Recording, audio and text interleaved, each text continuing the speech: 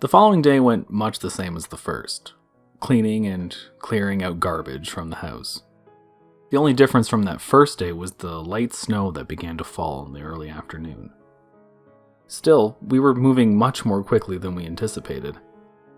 The furniture from the bottom rooms was carried outside. Some of it we lifted as it was, molded and dusty, in one solid piece to the dumpster outside. Some of it, the larger or heavier items, were dismantled, and we did this either carefully with screwdrivers or with the aid of a sledgehammer. I quite enjoyed the latter. There's something industrious and brute about destroying a damp ruined china cabinet with a few violent and wild swings, like a modern Thor wielding Mjolnir. Before long, the entire first floor was cleared of the furniture there was no interest in keeping. There were a few items that survived our hasty destruction trash out. We found an antique sewing machine, the kind powered by a foot pedal and made of iron. The blue-green pattern of patina on the metal was strange and beautiful, even if the finish on the wood top was in desperate need of refinishing. We went through most of the rooms on the second floor, lumbering clumsily with furniture down the stairs, and dismantling some of the more abhorrent of the ugly furnishings. But most of the items on the second floor were in decent condition. We decided to keep a number of them. In the excitement, I hadn't noticed the drop-down door to the attic at the end of the hallway. "I bet there's more stuff up there," Kendrick said. His eyes were briefly alight with childlike wonder. Noticing the missing pull string that would open the door and release the stairs that were surely waiting on the other side, I said, "Well, I guess it will have to wait until we fix the catch on it. Unless you want to get a ladder up here and pull it down." "We have plenty of time. It can wait until another day," he said. When we returned to the rented room that evening, I found myself too exhausted for not so much as dinner, let alone to continue reading from the pages. I wanted to continue, but I felt my mind flagging. I closed my eyes and drifted off before I knew what was happening. I never have found sleep as easily as I found it that night, and in the days that have followed. I've come to the conclusion that I'm fairly certain I will never experience that sort of exhaustive calm, that instant, restful sort of slumber again. On the third day, we moved quickly enough to feel like we made a dent in removing the unsalvageable furnishings from the house, and there was hope of completion ahead. That day we met with the mold restoration company. They told us that the house wasn't nearly as bad as we'd imagined. The dampness was mostly coming from a main wall near the center of the house. It was the main one that made up most of the living room. Given time, it led to rot, and the excessive damp was in the air long enough to cause the ruin of the upholstery we'd carried out to the dumpster. The hardwood floors sustained minor damage near the walls, but it was nothing that couldn't be replaced. We asked if we could stay in the house, and they asked us to give them a day to start the process of dehumidifying before we did.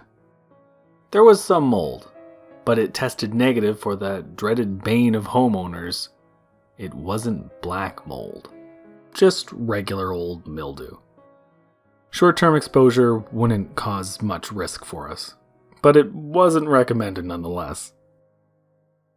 "What if we took the wall out?" Kendrick asked. "I wouldn't recommend that," the man replied. "It looks like it might be foundational. There's a wall above this also. It's a bedroom. I'm not an architect or anything, but I'm pretty sure it's load-bearing. You won't be able to take it out without a lot of trouble. I don't think that's really a good option." I thought that was more than a little frustrating. It was just that single wall. The easiest thing would be to knock it down. And that could possibly take down the entire house. "I can cut a few holes in the drywall and air it out with a machine. It's sort of a dehumidifier/blower. You'll probably want to gut the wall out and replace the insulation after. But you might not need to. I'll be able to tell you more about it when I've started the work. I'm going to be honest with you," the man continued. From the reports y'all gave me over the phone, I was expecting this to be a lot worse than it is. I'm actually surprised that so much of the furniture was ruined like it was. The mold hasn't gone much further than this here wall. That night when we returned to our room, we took turns commiserating our sore muscles. Kendrick fell asleep quickly, and finding little else to do while waiting to find sleep myself, I kept reading. As I said, I knew that in order to understand you better, I needed to put myself in your shoes and really consider what you were going through. To put your needs above my own. I wanted to, but I didn't know how. The answer was simple. It was staring me in the face the entire time. One day, while you were at work, I went to your closet and stood in the doorway. I closed my eyes and hummed, hoping that bearing myself so nakedly before your things, I might be able to attune my own frequency to yours. It didn't work. Something was missing. I opened my eyes and looked into your closet. It was organized. The items maintained meticulously by color and style. Walk in her shoes, I told myself. Walk in her shoes and understand. I looked down and waited, anticipating that a pair on the rack would reach out to me on its own. My eyes flitted across them until finally one spoke to me.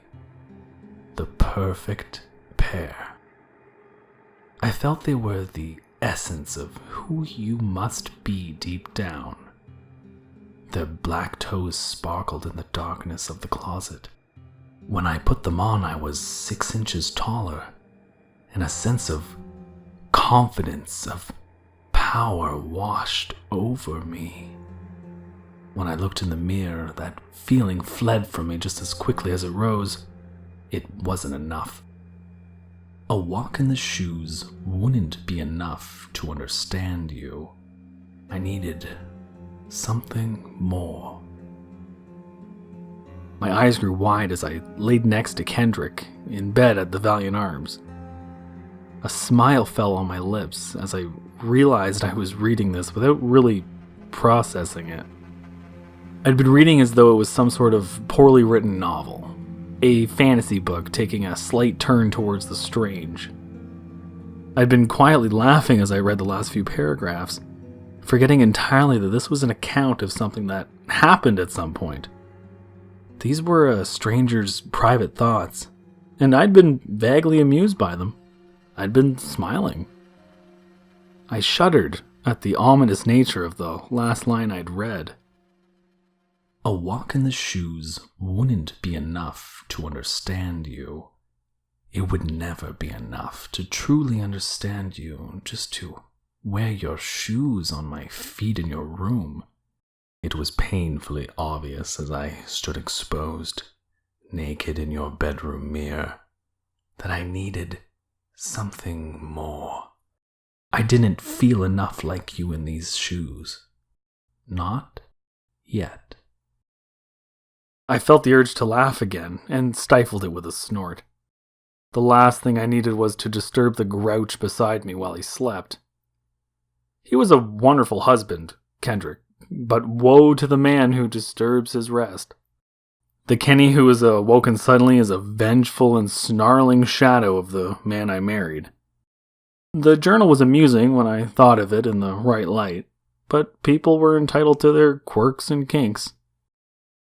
The underwear you so neatly folded in the dresser smelled like fabric softener. It wasn't right. It didn't smell like you, and it wouldn't do. But I did find a pair that you left for me at the bottom of your hamper, and it turned out that that pair was perfect. My mouth fell open again, and I decided that was enough. At least for tonight. I put the slip of paper between the pages and shut off the bedside light and hoped in the dark that her partner's claim that she would never read this thing played out exactly as he'd intended. People and their kinks, I thought to myself. But something about the tone didn't sit with me, and my stomach churned so loudly that Kendrick chided me in his sleep with an irritated grunt. The next few days were busy. The snow that began to fall on the second day seemed to come from the moment we began to clear out the house and never seemed to let up.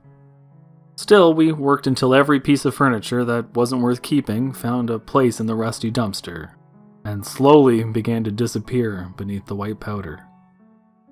Before the end of the last day, if I had known better, I would have thought the bin was a dumpster filled to the brink and overflowing with snow and nothing else.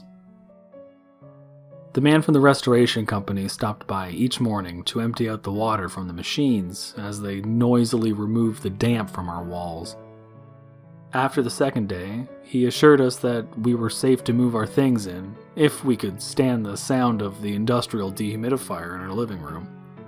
It was a better option than paying for another night at that faux suburban castle, the Valiant Arms. Since the night I read that bit about the panties, everything about the place where I'd been reading seemed to give me the creeps.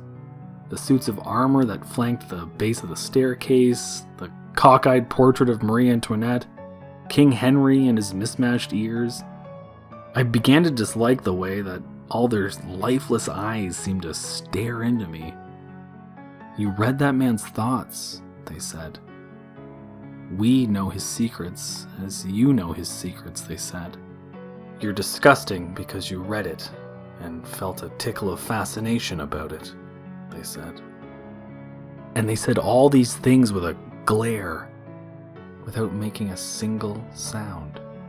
And in a way, they weren't entirely wrong. "Will, you're being silly, just throw that thing away," was all that Kendrick said to me when I brought it up. I know that I should have, but my curiosity wouldn't let me bring myself to do it. I didn't pick up the diary again during our stay, but on the last night we spent in the world's strangest bed and breakfast, I dreamt I left the bed to visit the bathroom, and one of the knights at the bottom of the stairs appeared to have borrowed my favorite loafers. I promptly awoke, having to actually use the bathroom. My loafers were where I'd left them, by the bedroom door, and it was ridiculous, but I'll admit I went downstairs to make sure that their feet were still made of metal and that neither of them stole any of our shoes. I didn't think about it again, really, as we began to move in. I admit I was curious about the other strange compulsions his author might have confessed, but unpacking the truck and making the house on Weber Street our own took priority. I tucked the creepy thing onto the bookshelf of the guest room and mostly forgot about it. Our priority now was unpacking and making necessary repairs. About a week passed before I decided to take another look at it. The house was dark, but the drone of Kendrick's chainsaw snores in competition with the endless hum of the machine worrying the water out of the walls, and the first floor was too much to stand.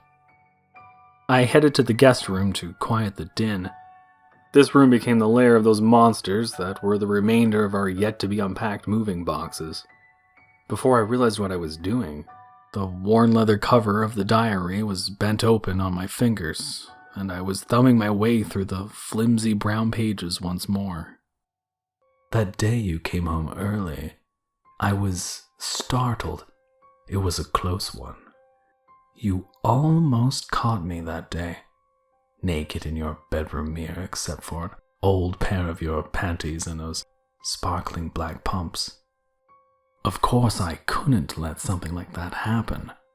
What would you think if you found me in your room? What would you think if you found me playing dress-up in your things? What would you think if you found me in your house? I could never let you see me. What would you think if you saw me here, like this? Oh, but wouldn't that be nice? Our love only just began. and it burned inside of me like a raging coal fire. In secret. You didn't know. It wasn't something you could see. I wasn't something you could see. Do you understand? My love was a fire burning for you underground, and you were the moon and stars. You shone bright, and I smoldered in secret, dark below. One scream from you would have ruined it all. After all, you lived all by yourself. I loved you, and you didn't know. Wait, I muttered. It dawned on me that this wasn't her husband or boyfriend acting oddly in her absence. What the fuck? The words came out in a chilled whisper. So I did what I always did when I meant to not be seen. I crept down the hall to your guest room as you made your way up the stairs. I was surprised at the graceful quiet of my steps as I crept around. And here I was, still in your shoes. I'll admit I was giddy at the fear of being found. You didn't know that I was so in love with you before. And now, the rush of feeling you so close to me, I began to understand you so much clearer than I knew you just moments ago. And things grew different that afternoon. Things changed for you when I tried on your clothes. Hiding in that guest room closet, a smile crept its way across my face. The feeling was of splendid rapture. This was better than I dreamed it might be. Here was I, your secret lover who admired you so cautiously before, hiding just beneath your bed and watching you from darkened corners just out of sight, standing in your garments just feet away, and flooded with both the hope of remaining hidden and the hope of being found. But you didn't find me, did you? Oh no, not that day and not the next. I took your precious gifts back with me to my hidden little place like a magpie to its nest, and slept with them awash in bliss, clutching these pieces of you against my chest. When I woke, the boldness I felt was gone and left, and I crept through the house as I had always crept, climbing up and down from floor to floor, just beyond your sight, slinking in the darkest rooms, ever watchful of you, ever cautious of the light. Then one day, while you were out once more, I felt compelled again to explore and get to know better than before. I did something I was ashamed of that day. That was the day that things began to change. I did something very naughty that I very much regret. And that began the spiral that led me to the day that you were gone. Nothing of you left. To say I felt a chill rush over me as I read would be inaccurate. I sat motionless in the guest room armchair from the moment I began to read. My breath hitched and caught in my throat. There was no chill rushing over me. I was completely and utterly frozen in that chair. As my ears perked against the droning snores and the white noise whirl of the machine downstairs. Suddenly the noise of our new home fell away.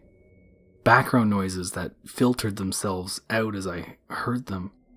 And our new house felt dangerously, unsettlingly quiet. I found a lipstick in your bathroom.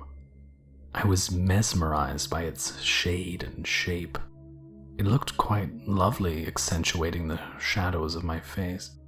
Caution gave way to curiosity, and I extended the makeup fully from its round case. The sharp blackness of my teeth sank in, and oh my dear, the taste. incredible. It was like taking a piece of you with me, deep inside, in another secret hiding place where I might keep things of yours I might like to better hide. I rummaged my way through the trash beside the toilet and found a number of other glorious things of yours to swallow down. A discarded razor blade you once used to shave your legs, a bandage, a bobby pin, a clump of hair. I shouldn't have swallowed all these tiny pieces of you discarded there, but I did it. The most glorious of them was the hair, I admit. There was a part of you that I consumed that afternoon, and now that part of you is part of me, too. You were inside me, and I could feel that tangled, knotted node of you inside. It was growing. I could feel you growing inside me, and that was when I understood fully. I must find more. My hunger wasn't quelled even as my heart swelled at the feeling of swallowing the discarded tiny scraps of you down and down and down. The tiny blade and band-aid and all the rest of the things of yours I'd found. I felt the bliss as they slowly crept along my esophagus and found their way into the pit of me. Once so empty, but not now. It was a harmless thing, really, and you threw it all out of proportion. We had a love that might have lasted. Don't you think you overreacted? I'll admit that it must have been a surprise to find me there at your bedside, scissors in my hand, snip, snip, snipping at your hair, at the strands and greedily swallowing them in the dark. You must have known before that I'd been feeding that way for days. How could you not have noticed it the day it began to start? What did you think was happening before you woke to find your curls were missing more and more? And to scream and swat at me? That wasn't good. Why would you act in such a way? The way no lover ever should. So you see, that's the reason why you've left. I lost control. I should have been content to walk that mile. But the hungry hunger began to grow. I should have kept some sanity, reserved it for the love of you. But once I spiral down, I almost never do. That's something that you know. That was the last of it. There was nothing else on the page. I slowly flipped through the pages that followed, expecting to find more, but the rest of the diary was blank, and there were so many questions I decided I'd rather not have answers to. What happened to her? The room and the boxes that crowded it suddenly felt so oppressive. There were shadows all around me, and they each seemed to glare with the multifaceted compound eyes of 1,000 spiders. Watching, waiting. We are alone in this house, I reminded myself. We cleared out every room. There was no killer lurking in any shadow. The previous owner left, or no, I wouldn't wonder if she died.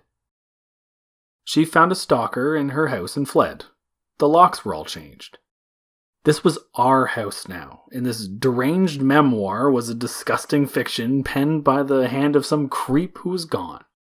Maybe even left behind that moldy couch on purpose as some sort of sick joke. As I left the room, I threw the diary in the garbage bin beside the desk and made my way back to bed. I'd take it to the curb the next morning, but I was too disgusted and too disturbed to sleep.